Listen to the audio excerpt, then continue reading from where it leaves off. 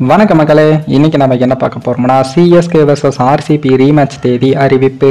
குசியில் ரசிகர்கள், அதாவது ஐபிஎல் 2024 ஆண்டுக்கான சீசனில் நடப்பு சாம்பியனாக களமிறங்கிய சிஎஸ்கே அணி ஆர்சிபி அணியிடம் கடைசி லீக் ஆட்டத்தில் தோல்வியை தழுவி தற்போது தொடரிலிருந்து வெளியேறியிருக்காங்க. சிஎஸ்கே அணி எப்போதுமே பிளே ஆஃப் சுற்றுக்கு சென்றுவிடும் என்ற ரசிகர்கள் பெருமையாக பேசி வந்த நிலையில் 2022 ஆண்டுக்கு பிறகு தற்போது மீண்டும் பிளே ஆஃப் சுற்றுக்கு செல்லும் வாய்ப்பை சிஎஸ்கே தவறவிட்டது.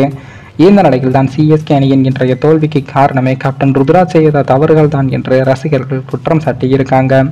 சிஎஸ்கே அணி 27 ரன்கள் வித்தியாசத்தில் தோற்றிருந்தாலும் கூட இன்னும் கூடுதலாக 10 ரன்கள் அடித்திருந்தால் சிஎஸ்கே அணி பிளே ஆஃப் சுற்றுக்கு சென்று இருக்கும். ஆனால் கேப்டன் ருத்ராஜ் ஃபீல்டிங்கில் கேமரூன் கிரீன் கொடுத்த கேட்சை தவற விட்டிருக்காரு. அப்போது கேமரூன் கிரீன் வெறும் 18 ரன்களை மட்டும்தான் அடித்திருந்தார். அந்த கேட்சை அவரை தவற விட்டதால் கடைசி வரை ஆட்டமிழக்காமல் கேமரூன் கிரீன் அவர்கள் 38 ரன்கள் அடித்திருந்தார். இதில் 3 பவுண்டரி 3 சிக்ஸர்களும் அடங்கும். இதே போன்று பேட்டிங்கில் ருத்ராஜ் ஆட்டத்தில் முதல் பந்திலேயே கோல்டன் டக் ஆகி வெளியேறியிருக்காரு. இதுவும் சிஎஸ்கே அணியின் தோல்விக்கு முக்கிய காரணமாக அமைந்தது. இந்த நிலையில் தான் என்னதான் இந்த சிஎஸ்கே vs ஆர்சிபி போட்டியில் ஆர்சிபி வெற்றி பெற்றிருந்தாலும் இதில் மிகப்பெரிய சர்ச்சை ஒன்று வெடித்து உள்ளது. அது என்னென்னு பார்த்தோம்னா, கடைசி ஓவரில் தல தோனி அவுட் ஆனதும் ஒரு நோபால் என்று தகவலும் தற்போது கிடைத்து இருக்கு. இது சம்பந்தமாக நார்த் இந்தியன் ஊடகங்களின் மிகப்பெரிய பிரளயமே வெடித்து இருக்கு. அது என்னன்னு பார்த்தோம்னா, ஆர்சிபி அணி தனது ஹோம் அட்வான்டேஜை வைத்து சில தவறுகளை இந்த போட்டியில் செய்திருந்ததாகவும், இந்த போட்டியில் பேட்டிங் செய்ய மிகவும் கடினமான பிச்சாகத்தான் இருந்தது.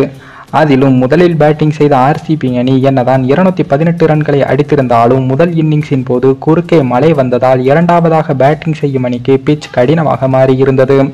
அதே போல யாஸ்தையால் வீசிய கடைசி ஓவரில் இரண்டாவது பந்து நோபால் என்றும் தற்போது தெரிய வந்து இருக்கு. முதல் பந்தில் தோனி சிக்ஸர் அடித்ததும் இரண்டாவது பந்தை வீசும்போது யாஸ்தையால் கிரீஸுக்கு வெளியே 1 இன்ச் கால் வெளியே வந்து இருந்தது. இது தற்போது சர்ச்சையாக மாறியிருக்கு. ஆனால் இதனை நடுவர்கள் யாரும் கண்டுக்கடல. ஆர்சிபி அணி தனது ஹோம் அட்வான்டேஜை பயன்படுத்தி அந்த நோபால் யாருக்கும் தெரியாத அளவுக்கு மாற்றி இருக்காங்க. அந்த விக்கெட் மட்டும் விழுந்து இருக்காமல் இருந்தால் சிஎஸ்கே கண்டிப்பாக இந்த போட்டியில் வின் பண்ணியிருப்பாங்க. அப்படி லாஸ் பண்ணி இருந்தாலும் பிளே ஆஃபுக்கு போயிருப்பாங்க. ஆனால் ஆர்சிபி அணி பிளே ஆஃப் போயிருக்காங்க. இதுதான் தற்போது சிஎஸ்கே அணி மேனேஜ்மெண்ட் ஆனது பிசிசிஐயிடம் தற்போது புகாராக கொடுத்து இருக்காங்க. இந்த நிலையில் தான் தற்போது சிஎஸ்கே vs ஆர்சிபி மோதிய போட்டியில் சர்ச்சை எழுந்து உள்ள நிலையில் இந்த போட்டியை தற்போது ரீமேட்சாக நடத்த முடிவு செஞ்சிருக்காங்க. அதிலும் இந்த போட்டியை ஆர்சிபி அணியின் சொந்த மைதானமான சின்னசாமி மைதானத்திலும் சிஎஸ்கே அணியின் சொந்த மைதானமான சேப்பாக்கம் மைதானத்திலும் நடத்தாமல் அகமதாபாத் மைதானத்தில் நடத்த பிசிசிஐ தற்போது முடிவு செய்து உள்ளது.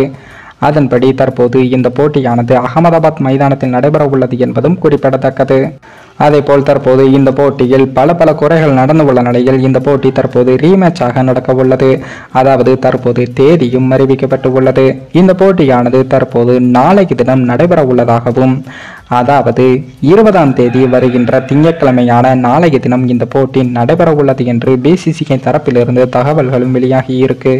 மேலும் இந்த வீடியோ ஏதோ ஒரு விதத்தில் உங்களுக்கு பிடித்திருக்கும் என்று நினைக்கிறேன்.